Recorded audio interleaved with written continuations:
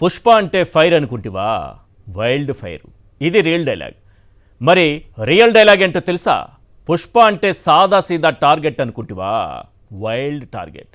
Yes, వ్యవహారం అలానే కనిపిస్తోంది. సంధ్యా థియేటర్ దగ్గర డిసెంబర్ 4న జరిగిన సంఘటనతో మొత్తం వ్యవహారం ప్రభుత్వం వర్సెస్ అల్లు అర్జున్ అన్నట్లుగా కనిపిస్తోంది. డిసెంబర్ 13న అల్లు అర్జున్ అరెస్టుతో మొదలైన వివాదం రోజుకో మలుపు తిరుగుతోంది.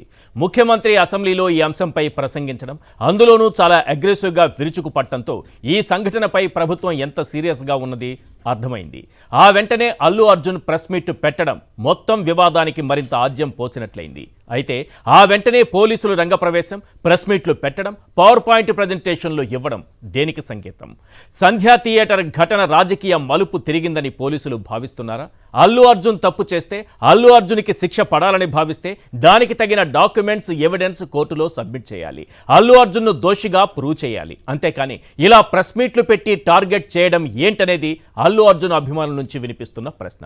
వ్యవహారం ఇక్కడితో ఆగిపోలేదు.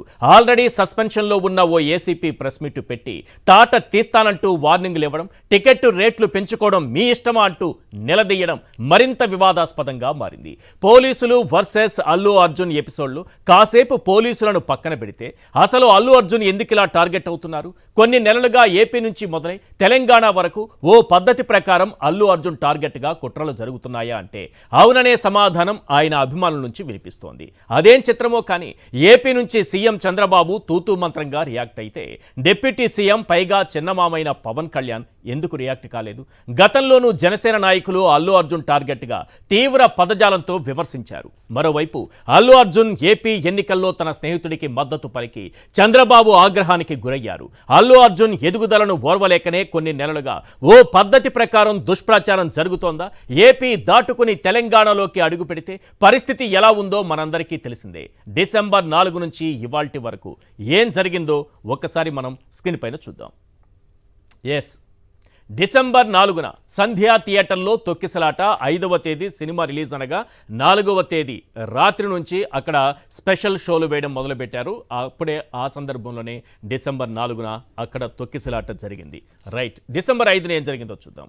అల్లు అర్జున్పై కేసు నమోదైంది. ఆ తొక్కిసలాటలో ఓ మహిళ మృతి చెందడం, ఆమె కుమారుడు హాస్పిటల్లో ఇప్పటికీ చికిత్స పొందుతూ ఇంకా హాస్పిటల్లో ప్రాణాపాయ స్థితిలో ఉన్నారనే సమాచారం ఉన్న నేపథ్యంలో అల్లు అర్జున్ పైన డిసెంబర్ 5న అంటే ఆ మరుసటి రోజున కేసు నమోదైంది.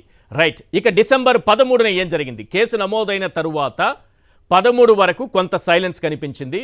అప్పటికే పోలీసులు కేసు దర్యాప్తు చేస్తున్నారన్నటువంటి విషయం కూడా అందరికీ తెలిసిందే. డిసెంబర్ 13న అల్లు అర్జున్ అరెస్ట్ అయ్యారు. ఆ వెంటనే హైకోర్టుకు వెళ్లడం, అల్లు అర్జున్ మధ్యంతర బెయిల్ కూడా మంజూరు కావడం జరిగింది. నెక్స్ట్, డిసెంబర్ 14 జైలు నుంచి అల్లు అర్జున్ విడుదలయ్యారు. ఆ రోజే ఆయనకు ఏ రోజైతే జైలుకు వెళ్లారో అదే రోజు బెయిల్ మంజూరైనప్పటికీ కూడా ఇక్కడ ప్రాసెస్ పూర్తి కాకపోవడంతో ఆ రాత్రంతా కూడా జైల్లోనే గడపాల్సి వచ్చింది.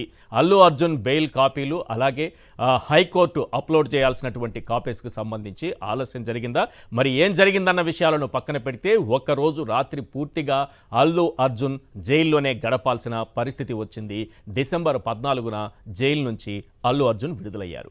నెక్స్ట్, డిసెంబర్ 21 అసెంబ్లీలో అల్లు అర్జున్పై మాట్లాడిన సీఎం రేవంత్.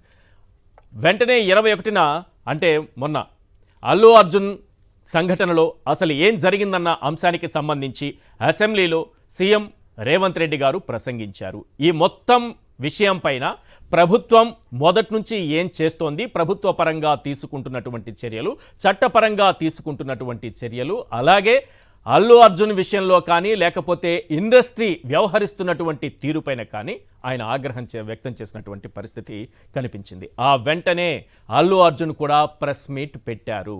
ఇందులో తనపైన లేనిపోని అభాండాలు అలాగే కొన్ని తనపైన లేనిపోని విషయాలు కల్పించి చెబుతున్నారన్నట్టుగా, వాస్తవాలు ఇవి అన్నట్టుగా కొన్ని విషయాలను ఆయన బయట పెడుతూ మాట్లాడారు. Next, December 22 CP, ACP, CI press మీట్లు పెట్టి అసలు ఏం జరిగిందన్నది ప్రజలే నిర్ణయించుకోండి అన్నట్లుగా వారు ఒక ప్రెస్ మీట్ పెట్టి ఆ ప్రెస్ మీట్లో కొన్ని వీడియోస్ కూడా వాళ్ళు ప్లే చేయడం జరిగింది. ఈ వీడియోస్ చూసిన తరువాత అందులో ఉన్నదాని ప్రకారం మీరే నిర్ణయించండి అసలు ఏం జరిగిందన్న దానికి సంబంధించి అనంటూ పోలీసులు ప్రెస్ మీట్ పెట్టి జడ్జ్ యువర్ సెల్ఫ్ అంటూ వీడియోలను కొన్నిటిని ప్రజెంట్ చేసి మొత్తం అనేక వేలాది వీడియోలను తాము మొత్తం కూడా అన్ని పరిశీలించిన తరువాతే అల్లు అర్జున్ విషయంలో ఏం చేయాలన్న దానిపై చట్టపరంగా ముందుకెళ్ళినట్లుగా వాళ్ళు చెప్పుకొచ్చారు.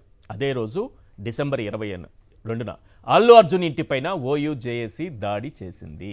కొందరు విద్యార్థి నాయకులు అల్లు అర్జున్ ఇంటిపైన దాడి చేయటం మనం చూసాము. అయితే ఇది కుట్రపూరితంగా జరిగిందనేది అల్లు అర్జున్ అభిమానుల నుంచి, అలాగే విపక్ష పార్టీల నుంచి కూడా ఇదే మాట వినిపిస్తోంది.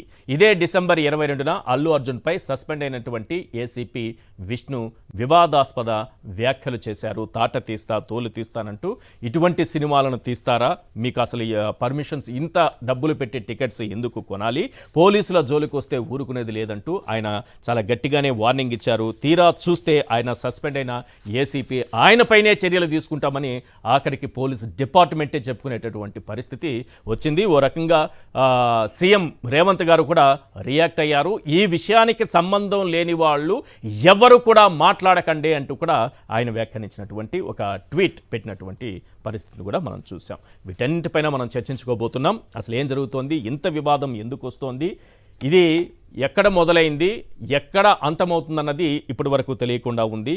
ఇంత అంటే ఇటు పోలీసులు అటు అల్లు అర్జున్ అన్నట్టుగా, పోలీసు వర్సెస్ అల్లు అర్జున్ అన్నట్టుగా పరిస్థితి ఎందుకు మారిపోయింది